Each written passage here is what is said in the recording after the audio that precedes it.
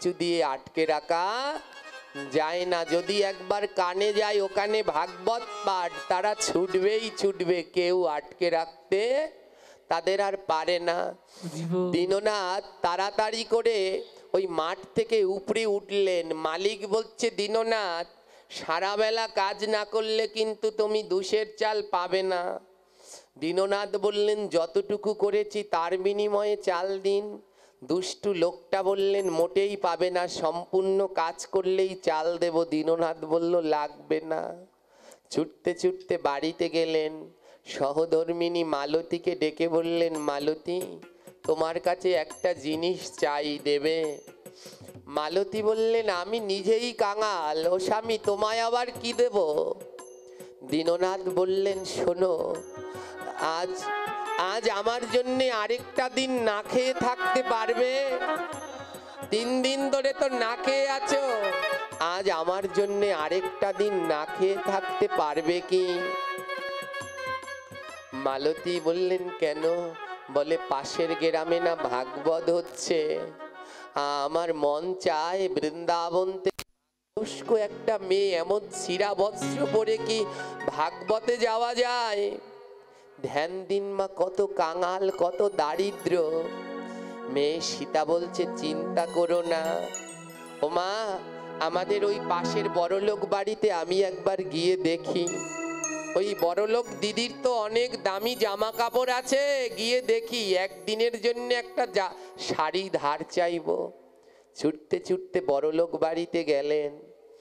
সীতা ছুটতে ছুটতে বড়লোক বাড়িতে গিয়ে সেই বড়লোক দিদির কাছে বলল, দিদি একটা দিনের জন্য আমায় একটা শাড়ি দেবে, ধার দেবে? একটা শাড়ি ধার দেবে? বড়লোকের মেয়ে বলল, কি করবি? সীতা বলল, একটু ভাগবত পাঠে যাব, একটু ভাগবত পাঠে যাব। বড়লোকের গিন্নি বলল, ভাগবত পাঠ? আরে ওই যাতে গেলে মাটিতে বসতে হয় সেইখানে যাবি? শাড়িটায় যে ধুল মেখে যাবে, নোংরা লেগে যাবে। সীতা বলল, ধুয়ে দেব, ভাগবত পাঠ শুনে এসে আবার ধুয়ে তোমাদের শাড়ি সুন্দর করে দিয়ে দেব। বড়লোকের মেয়েটা ঘাট ধাক্কা দিয়ে বের করে দিলেন। ভিখারি, যাদের পরবার শাড়ি নাই তাদের আবার ভাগবত কিসের? ধাক্কা দিয়ে বের করে দিলেন। তোদের মতো ভিখারিদের ভাগবত শোনার দরকার নেই। ধাক্কা দিয়ে বের করে দিলেন। 2 নয়নের জলে ভাসতে ভাসতে সীতা রওনা দিলেন। এই ঘটনাটা ওই বাড়ির কাজের মেয়েটা দেখলো। কাজের মেয়েটা ছুটতে ছুটতে আসলো, সীতা দিদি দাঁড়াও। সীতা দাঁড়ালেন। আরে কিছু বলবি বোন? কাজের মেয়েটা লুকিয়ে লুকিয়ে একটা নতুন শাড়ি এনে ওই সীতাকে দিল, নাও এই শাড়িটা নিয়ে যাও, এটা নিয়ে ভাগবত পাঠে যাও। সীতা বললেন, ওরে ওই বড় লোকেরা যদি জানতে পারে তুই শাড়ি দিচ্ছিস আমায়, তোকে আর কাজে রাখবে না। কাজের মেয়েটা বলল, দিদি এ শাড়ি ওদের নয়, এটা আমার শাড়ি, ওরা আমায় পুজোয় দিয়েছিল, আমি পরিনি, তুমি এটা নিয়ে যাও, এটা পরে ভাগবত পাঠে যাও। হ্যাঁ। সীতা বললেন, চিন্তা করিস না বোন, আমি ভাগবত পাঠ থেকে এসে তোর শাড়িটা ধুয়ে দেব। কাজের মেয়েটা বলল, দিদি লোকের বাড়ি কাজ করি তো, আমার আর ভাগবত পাঠে যাওয়া হলো না, তুমি আমার শাড়িটা পরে ওই ভাগবত পাঠে যাও, কিন্তু আমার একটা শর্ত আছে। সীতা বলল, কি শর্ত রে বোন? কাজের মেয়েটা বলল, আমার এই শাড়িটা পরে তুমি ভাগবত পাঠ শুনবে, আর পাঠ শোনার পরে ওই ভক্তদের ধুলার মাঝে একটা গড়াগড়ি দেবে।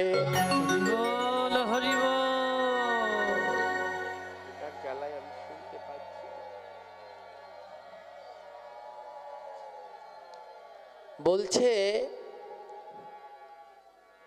আমার এই শাড়িটা পরে একবার ওই ভাগবত ভক্তদের মাঝে গড়াগড়ি দেবে, আর আমার শাড়িটা ধোবে না, ওই ধুলো মাখা শাড়িটা এনে আমায় দেবে। আমার তো আর ভাগবত পাঠে যাওয়া হবে না, ভক্তদের সেই ধুলো লাগা শাড়িটা আমি অঙ্গে জড়িয়ে রাখবো। মেয়েটাকে বুকে জড়িয়ে ধরে সীতা কাঁদছে। এইদিকে দীননাথ আর মালতী মেয়ের আসতে দেরি দেখে ওরা দুজনে বলল, চলো, ও শাড়ি পাবে না, ও যেতে পারবে না, চলো ভাগবত পাঠের দেরি হয়ে যাচ্ছে, আমরা চলে যাই। দুজনে রওনা দিলেন ভাগবতের দিকে। ছোট্ট রোহিতস্য যাচ্ছে।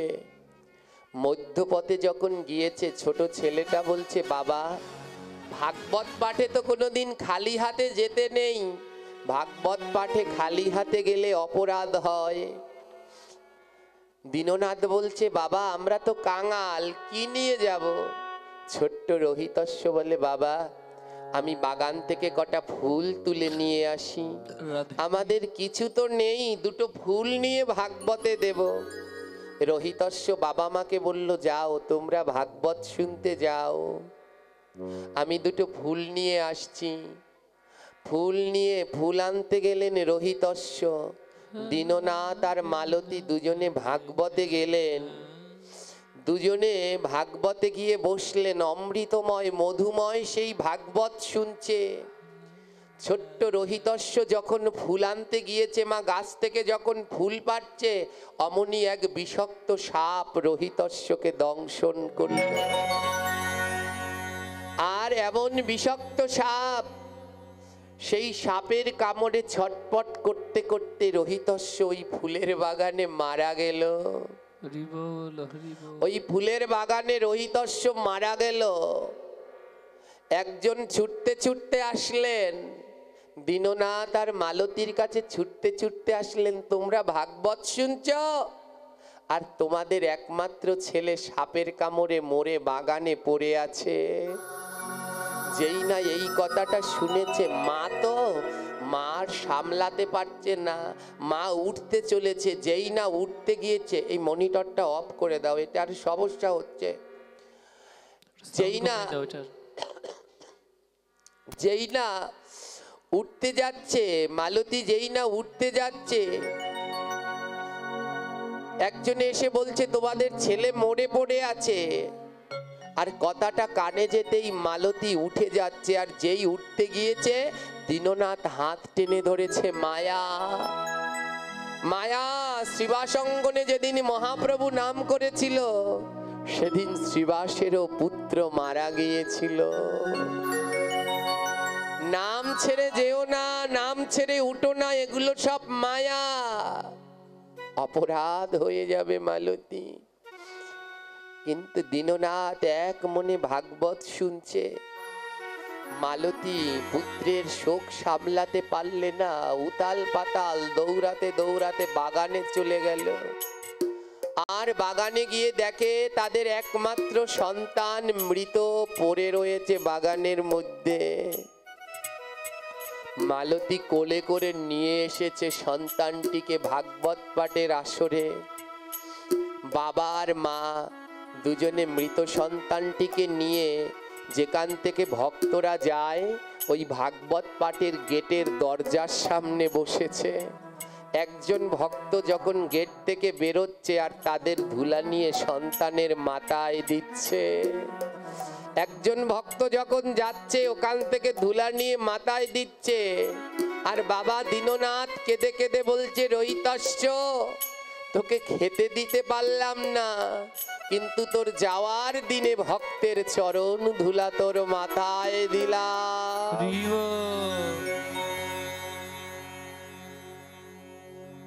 এইদিকে একমাত্র কন্যা সীতা ওই ঘরের ভিতরে সেই নতুন শাড়িটি নিয়ে সুন্দর করে শাড়ি পরছে। শাড়ি পরে ভাগবত পাঠে যাবে।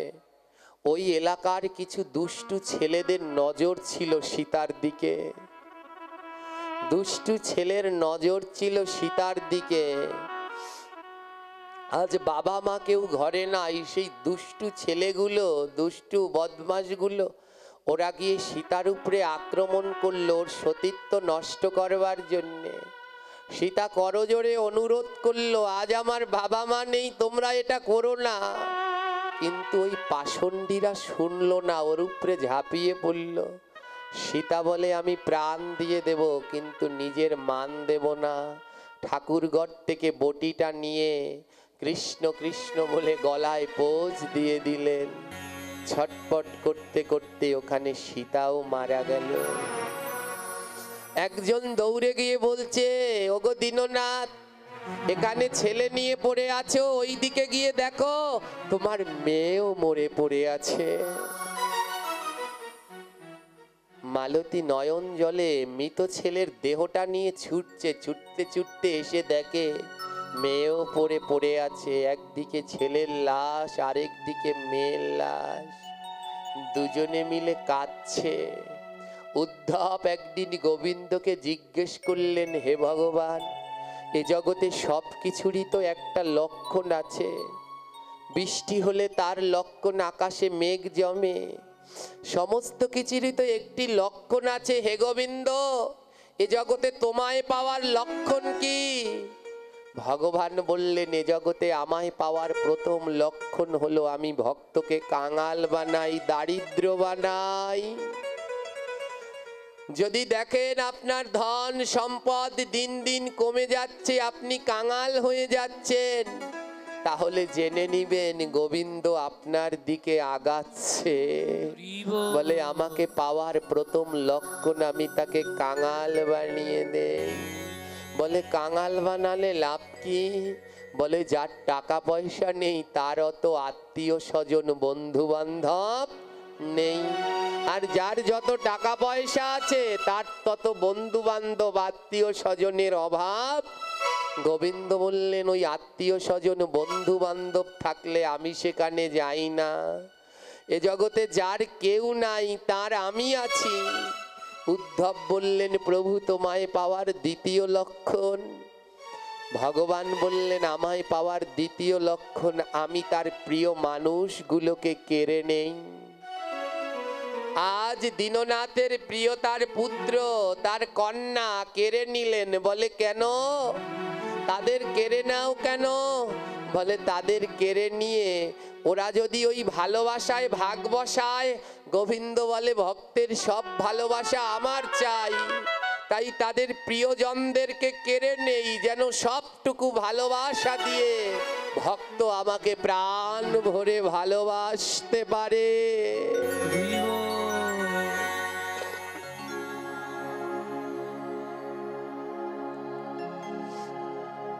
তাই যত প্রিয়জন আছে তাদেরকে কেড়ে নেই। একদিকে মরে পড়ে আছে মেয়ে, আরেক দিকে মরে পড়ে আছে ছেলে। দুটি সন্তানের মৃত্যু যন্ত্রণা সহ্য করতে না পেরে জনম দুঃখিনী মা মালতী তিনিও দেহ ত্যাগ করলেন। একসাথে তিনটা চিতা জ্বলছে, আর যখন তিনটা চিতা জ্বলছে আনন্দে দীননাথ নৃত্য করছে। সবাই বলল, আরে লোকটা পাগল হয়ে গেছে, দুটো ছেলে বউ সব মারা গেছে, শোকে পাগল হয়ে গেছে। দীননাথ বললেন, না গো, আমি পাগল হইনি, আজ আমার বড় আনন্দ, আজ আর আমার কোনো মায়া নেই, আজ আর আমার ভাবতে হবে না, কারো জন্যে রাস্তায় কাজের জন্যে দাঁড়াতে হবে না, আজ থেকে আমি প্রাণ ভরে আমার গোবিন্দের নাম করব। আজ থেকে গোবিন্দ আর আমার মাঝখানে কেউ নেই, আজ থেকে আমি প্রাণ ভরে প্রভুর নাম করব।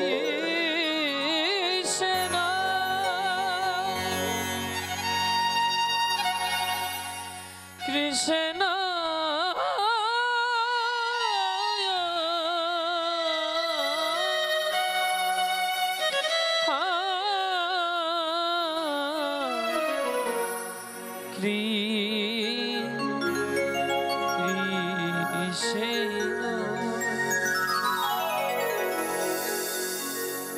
আত্মীয় স্বজন ধন সব কেড়ে নিলেন। দীননাথ এক মনে ভিক্ষা করে যা পায় তাই দিয়ে গোবিন্দ সেবা দেয়। মা একদিন গোবিন্দ স্বপ্নে দেখাচ্ছেন, পরীক্ষা নিচ্ছেন, দীননাথ আমার সেবা ছেড়ে দাও, তুমি আনন্দে থাকবে। ওমা ভজন কি? ভজনের অর্থই হলো সেবা।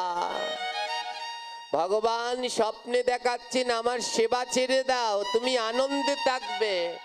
দীননাথ বলল, পারবো না, পারবো না প্রভু, তোমার সেবা ছাড়তে আমি পারবো না। ভগবান বলে, তুমি কি করে আমার সেবা দেবে? দীননাথ বলে, কেন লোকের বাড়িতে বাড়িতে গিয়ে ভিক্ষা করে তোমার সেবা দেব? ও ভিক্ষা করে সেবা দেবে? লোকের বাড়িতে গেলে তো হাঁটতে হলে পা দুটো লাগবে। ভগবান রাত্রে বলছেন স্বপ্নে, কালকে সকালবেলা তুমি ঘুম থেকে উঠে আর পা নাড়াতে পারবে না। সকালবেলা ঘুম থেকে উঠে দীননাথ আর পা নাড়াতে পারছে না। ভগবান বলছে, এখন কি করবে? এখন কেমন ভাবে আমার সেবা দেবে? উদ্ধব গোবিন্দের কাছে তিনটি কারণ জানতে চাইলেন, প্রভু তোমাকে পাওয়ার তিনটি লক্ষণ। ভগবান বললেন, প্রথম লক্ষণ আমি দারিদ্র বানাই, দ্বিতীয় লক্ষণ আমি আত্মীয় স্বজন কেড়ে নেই, আর তৃতীয় লক্ষণ ভক্তের দেহের মধ্যে আমি জরা ব্যাধি রোগ দিয়ে দেই। আজ দুটো পা কেড়ে নিলেন। এক পাশে দাঁড়িয়ে বৈষ্ণব বললেন, এটা তোমার কষ্ট নয়, তোমার কৃষ্ণ পাওয়ার আরেকটা লক্ষণ। ভগবান বলল, এবার তুমি কি দিয়ে সেবা দেবে? এবার তো আর ভিক্ষা করতে পারবে না। দীননাথ বলে, কেন? আমি হামাগুড়ি দিয়ে, এই হাত দিয়ে ফুল আর তুলসী এনে তোমায় দেব, তবুও তোমার সেবা ছাড়বো না। আমার হাত দুটো তো আছে, এ দিয়ে ফুল তুলসী এনে তোমায় দেব প্রভু। হাত দিয়ে প্রতিদিন ফুল তুলসী এনে ভগবানের চরণে দেয় আর নাম করে। আর রাত্রে গোবিন্দ স্বপ্নে দেখিয়ে বলছে, দীননাথ সেবা ছাড়ো, নইলে কিন্তু তোমার হাতও কেড়ে নেব। বলে, নেও না, তোমার যা যা লাগে নিয়ে নাও, তোমার সেবা ছাড়বো না। আর দিন সকালে উঠে দীননাথ দেখে হাত নড়াতে পারছে না, হাত অবাস হয়ে গেছে। ভগবান বলছে, এবার কি করবে? পাও নেই, হাতও নেই, কি দিয়ে সেবা দেবে? দীননাথ বলছে, কেন প্রভু? আমার নয়ন আছে না, আমি হাত দিয়ে জল আনতে না পারি, আমি পা দিয়ে তোমার জন্য ভিক্ষা করতে না পারি, আমার দুটো নয়ন আছে না, আমি নয়ন জলে সেবা দিব। আমি নয়ন জলে চরণ সেবা দেব। আমি নয়ন জলে সেবা দিব। আমি দু নয়ন জলে চরণ সেবা দেব। বলে, আর কিছু নাই বাপা, আমি নয়ন জলে তোমার সেবা দিব। বলি আর কিছু, বলি আর কিছু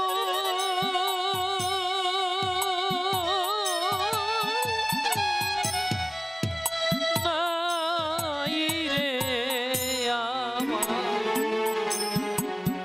আমি দু নয়ন জলে তোমার সেবা দেব। আর কি করবো জানো? আমি বদনে ভরে নাম শোনাবো। তোমায় বদন ভরে আমি নাম শোনা। ওই না নয়ন জলে সেবা দিব।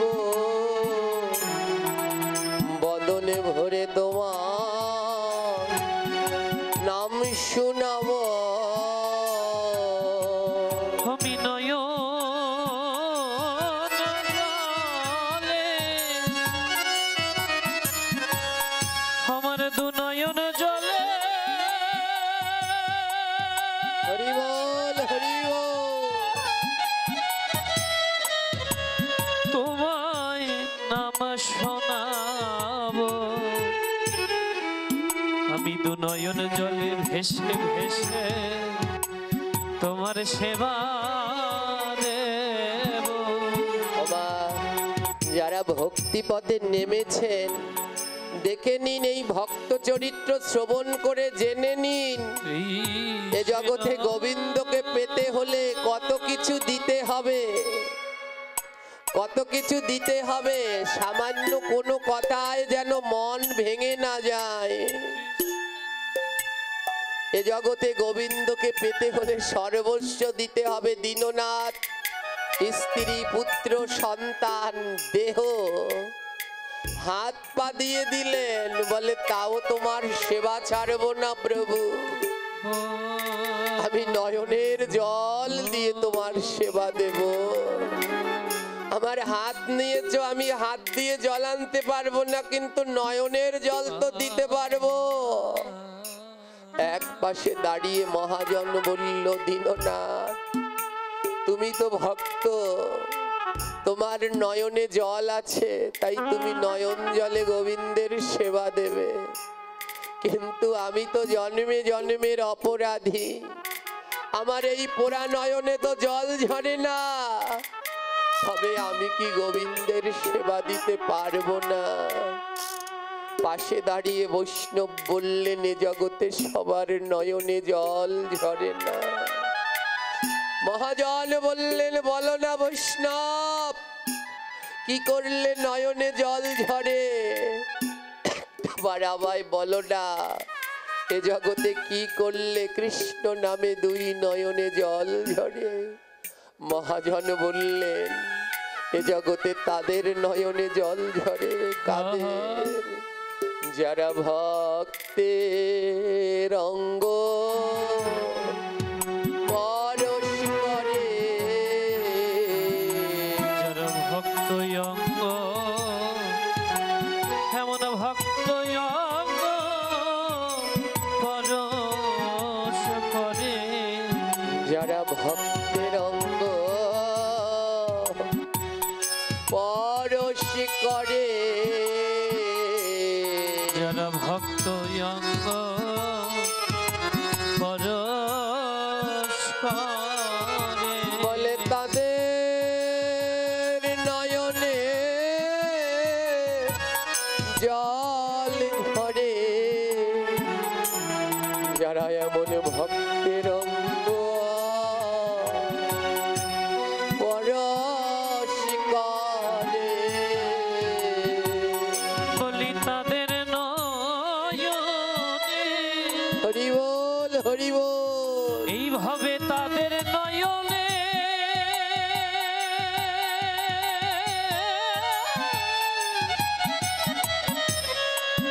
জল ঝরে, যারা ভক্ত অঙ্গ পরশ করে। ওরে আয় রে ভক্ত পরশ করি, একবার আয় ভক্ত, একবার আয় ভক্ত পরশ করি। আমি সংসার জ্বালায় জ্বলে মরি, আয় রে ভক্ত পরশ করি। আমি সংসার জ্বালা বল, জ্বলে মরি, বলি একবার আয় ভক্ত পরশ ভক্ত করি। আমার নয়ন আছে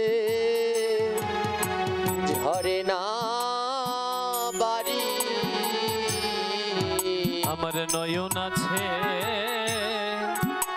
ঝরে না বাড়ি। তোরা আয় রে ভক্ত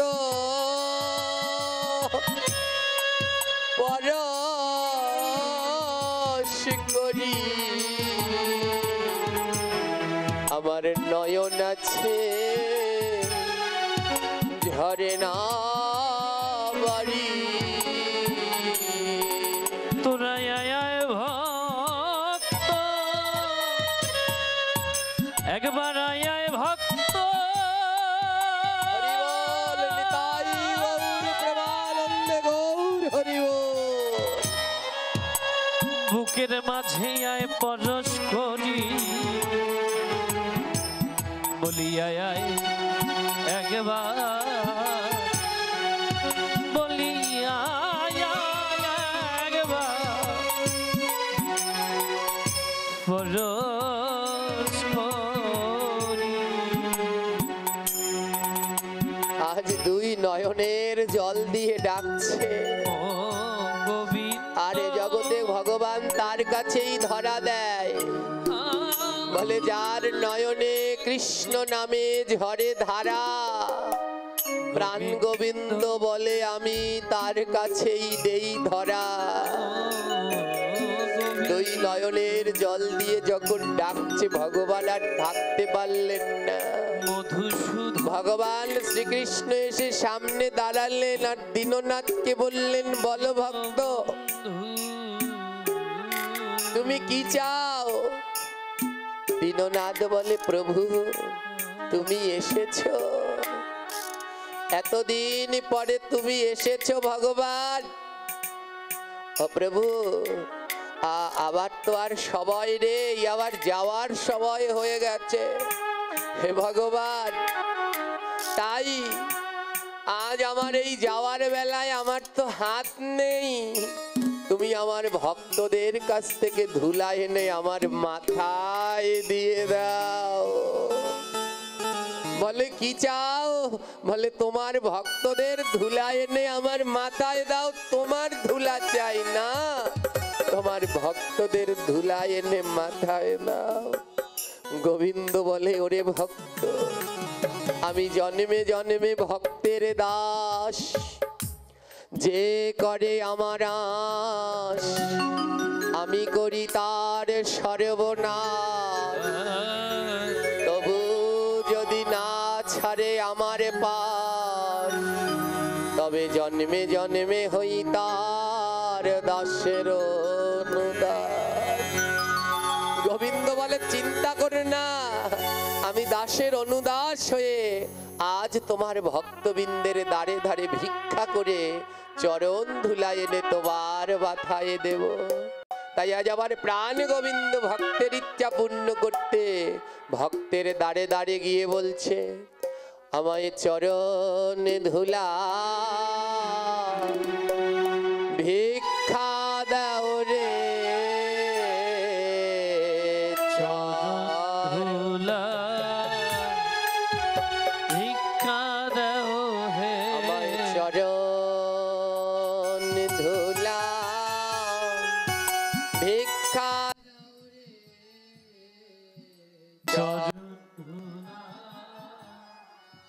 ভিক্ষা দাও রে। বলি ওগো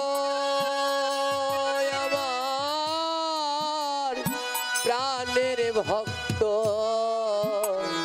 চরণে ধুলা ভিক্ষা দাও রে। বলিও গো আমার প্রাণের ভক্ত, আমায় চরণ ধুলা ভিক্ষা দাও হে। আমি অঙ্গে মাগব সঙ্গে রাগব, আমি অঙ্গে মাখব আমার সঙ্গে রাখবো। আমি অঙ্গে মাগব সঙ্গে রাগব।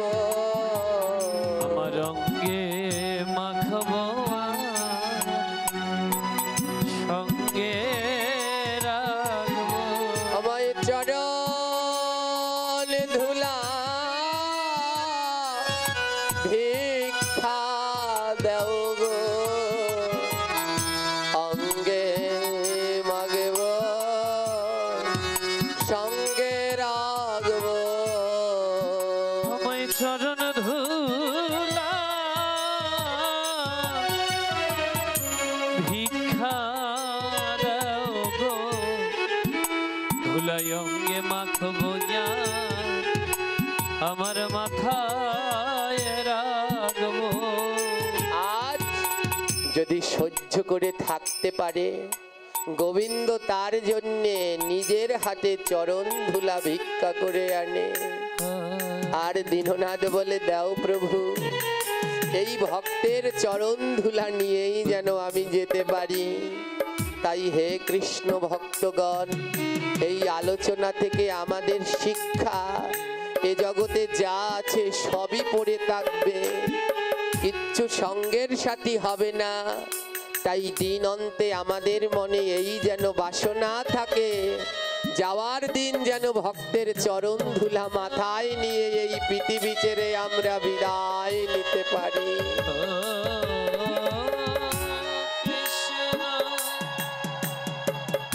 এই ধুলাটুকুই আমাদের সম্বল, এছাড়া আর আমাদের কিছু সম্বল নেই। তাই এই নাম, এই ভাগবতে এসে আমরা যেন কাজ দেখে হীরাকে ভুল না করি। হীরাই হলো এই ভক্তের চরণ ধুলা। তাই কবিগুরু লিখলেন, সকল অহংকার হে আমার, আমার মাথা নত করে দাও হে তোমার চরণ ধুলার তলে। সকল অহংকার হে আমার, ডুবাও চোখের জলে। তাই আপনাদের চরণে আজ এই শেষ ক্ষণে, বিদায় বেলায়, বিশ্রাম বেলায় নিবেদন, আমার যত অহংকার আছে সব যেন আপনাদের চরণ ধুলায় ডুবে থাকে। যেন অন্তিমকালে এই ভক্তের চরণ ধুলা মস্তকে ধারণ করে ওই গোবিন্দের পথপানে রওনা দিতে পারি। তাই আজ আমার প্রাণ গোবিন্দ এবার ভক্ত নিয়ে প্রাণ গোবিন্দ বৃন্দাবনে যায়। ভক্ত নিয়ে প্রাণ গোবিন্দ বৃন্দাবনে যায়। এবার ভক্ত নিয়ে প্রাণ গোবিন্দ বৃন্দাবনে যায়। ভক্ত নিয়ে প্রাণ গোবিন্দ বৃন্দাবনে যায়। আবার তাহা দেখি নর নারী জয়